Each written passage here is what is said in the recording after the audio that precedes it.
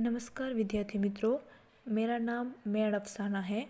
मैं आप लोगों का कविता के सोपान नाम का विषय लेने वाली हूँ, जिसमें से हम यूनिट 2 में ब वाला मुद्दा करेंगे, जिसके कवि अरुण कमल हैं। अरुण कमल की कविता के सोपान में 3 कविताएं दी हुई हैं, धार, बोलना और खुशबू रचते हैं हाथ, जिसमें से हम अभी धार नाम की कविता करेंगे। कविता को समझने से पूर्व कवि का सामान्य परिचय देखेंगे। तो चलो मित्रों, अब हम अरुण कुमार का साहित्य परिचय लेंगे। अरुण कमल का वास्तविक नाम अरुण कुमार था, किंतु साहित्य लेखन के लिए उन्होंने अरुण कमल नाम अपनाया और धीरे धीरे वही नाम उनकी पहचान बन गया।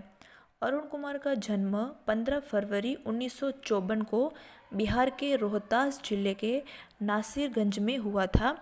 अरुण कुमार की प्रथम पुस्तक थी अपनी केवल धार, जो 1980 में प्रकाशित हुई थी, और आज हम उसी कविता धार का विस्तार से संश्लेषण करेंगे। तो अब हम काव्य की प्रथम पंक्ति देखें तो उसमें कहा गया है कि कौन बचा है जिसके आगे इन हाथों को नहीं पसारा। अब इन पंक्तियों को पठन करने से ही हम अंदाज़ा लगा सकते हैं कि कवि ने यहाँ पर ऐसे लाचार लोगों की बेबसी का वर्णन किया है, जिन्हें अपनी जीवन की छोटी छोटी ज़रूरियातों के लिए भी सभी जगह हाथ फैलाना पड़ता है। बिना हाथ फैलाए उनका काम ही नहीं चलता। गरीब का जीवन, श्रमिक का जीवन कर्ज के साथ ही बीतता है। वह कर्ज के साथ ही जन्म लेते हैं और कर्ज लेकर ही वह चल बसते हैं, और वही कर्ज वो अपने संतानों को विरासत में देकर जाते हैं। कवि का यहाँ कहने का आशय है कि जीवन की चाहे प्राथमिक ज़रूरियात हो या इससे भी छोटी छोटी ज़रूरियात हो, श्रमिक को बिना हाथ फैलाए नहीं मिलती। की दूसरी पंक्ति देखें तो कहा गया है कि यह अनाज जो बदल रक्त में टहल रहा है तन के कोने कोने।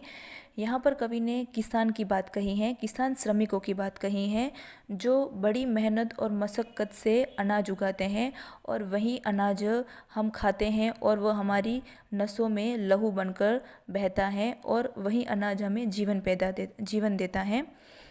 दुकानों से अनाज की बोरियां उठाकर वही श्रमिक अमीरों के घर पहुंचाते हैं, जबकि वही श्रमिक के पास मुट्ठी भर दाना नहीं होता। वही श्रमिक जो अमीरों के घर, पूंजीपतियों के घर बोरियां भर भर के अनाज डालता है, उसी के पास खाने के लिए एक दाना तक नहीं होता। एक दाने के लिए वह दूसरों का मोहताज बने रहता है। अब आगे कवि ने कहा है कि यह कमीज जो ढाल बनी है बारिश सर्दी लू में।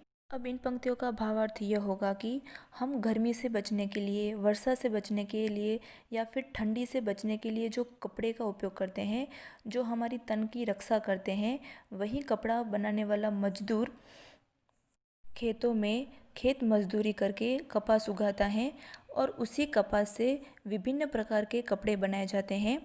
वही कपड़े हम अलग अलग ऋतुओं में अपने तन की रक्षा करने के लिए पहनते हैं।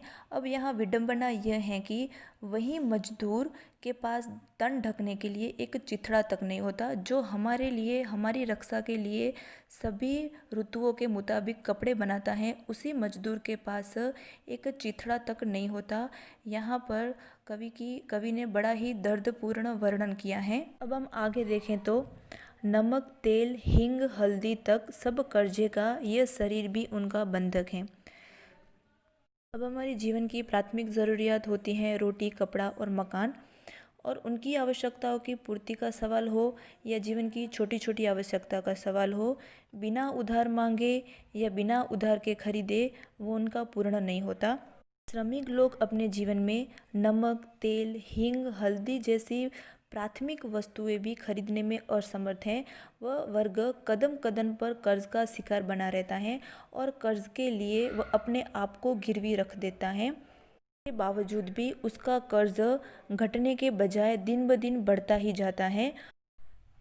इन पंक्ति में कवि का बड़ा ही मार्मिक वर्णन है कि यह शरीर भी उनका बंधक, यानी कि गरीब लोग जीवन की छोटी छोटी चीज़ों के लिए तो दूसरों के आगे हाथ फैलाते हैं, लेकिन अब ये शरीर भी उन लोगों ने कर्ज में रख के, गिरवी रख के अपना काम चलाना पड़ता है।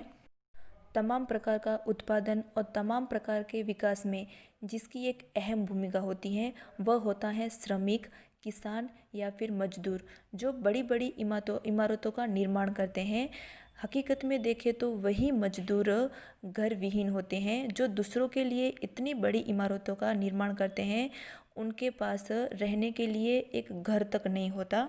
अब आगे की पंक्ति है कि अपना क्या है इस जीवन में, सब तो लिया उधार, सारा लोहा उन लोगों का अपनी केवल धार। इन पंक्तियों में गरीबों की बेबसी झलकती है। इन मेहनत कशों के जीवन में अपनी कही जा सके ऐसी कोई चीज़ नहीं है, ऐसी कोई वस्तु नहीं है जिसे वे अपना कह सके। सभी चीज़ें या सभी वस्तुएं उधार की मांगी हुई हैं या फिर तो वे कर्ज में मिली हुई हैं, तक कि उनका शरीर भी उन्हें कर्ज में ही देना पड़ता है। तो सारा लोहा उन लोगों का अपनी केवल धार, अर्थात श्रमिक और गरीब की मेहनत से बनाई हुई सारी वस्तु उन पूंजीपति और अमीरों की, और अपनी केवल धार अर्थात श्रमिकों की केवल मेहनत और पसीना। श्रमिकों की मेहनत से या पसीने से बनाई हुई सारी वस्तुओं, सारी चीज़ों का अधिकार पूंजीपतियों का होता है, और उन्हीं की बनाई हुई वस्तुओं पर श्रमिकों का खुद का ही हक नहीं होता। उनके पास सिर्फ उनका पसीना और मेहनत ही बचती है। कुल मिलाकर प्रस्तुत कविता में अरुण कमल ने दो पहलू बताए हैं, जिसमें एक तरफ चिंता और परिश्रम करने वाले की दुनिया है तो दूसरी तरफ पैसों वाले की दुनिया है। कवि का कहने का यहाँ आशय यह है कि चिंता और परिश्रम की दुनिया को पैसे वाले की दुनिया से बचाना है, अर्थात जो दिनहीन है उनकी दुनिया को हमें दौलत की दुनिया से बचाने का है। अर्थात इन गरीबों को पूंजीपति सामंतों से बचाकर हमें उन्हें अपने पसीने का हक दिलाना है। इस प्रकार अरुण कमल की कविता धार का मुख्य बिंदु श्रमिक ही रहा है। अरुण कमल ने धार के माध्यम से यहाँ श्रमिक और गरीब लोगों की विडंबना का वर्णन करते हुए कहा है कि वे गरीब और श्रमिक लोग जो दिन रात मजदूरी करते हैं, अपने पसीने से मेहनत करने के बावजूद भी उन लोगों के पास ना खाने के लिए एक टक का भोजन है, ना ही रहने के लिए एक छोटा सा घर है, और ना ही पहनने के लिए अथवा तन ढकने के लिए उनके पास कपड़ा है।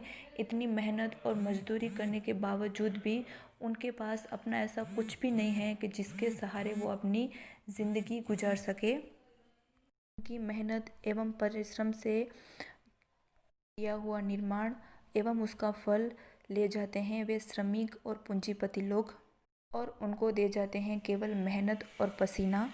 संपूर्ण कविता धार के माध्यम से कवि ने उन गरीबों के प्रति अपनी सहानुभूति प्रकट की है जो दिन रात मेहनत करते हैं फिर भी उनके हाथ कुछ नहीं बचता।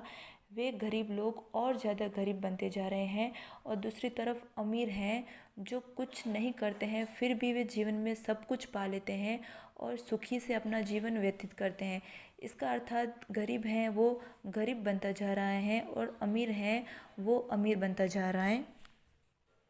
गरीब को अपनी प्राथमिक आवश्यकता पूरी करने के लिए भी दर की ठोकरें खानी पड़ती हैं, जबकि दूसरी तरफ वे अमीर लोग हैं जो उन्हीं गरीब लोगों की, श्रमिक लोगों की बनाई हुई चीज़ों से ही बड़े ऐशो आराम से अपना जीवन व्यतीत करते हैं। इस प्रकार कुमार जी की कविता धार का आशय यह है कि गरीब हैं वो दिन रात मजदूरी करने के बावजूद भी गरीब ही बनता जा रहा है, अर्थात गरीब गरीब बनता जा रहा है, एवं अमीर हैं वे अमीर बनते जा रहे हैं।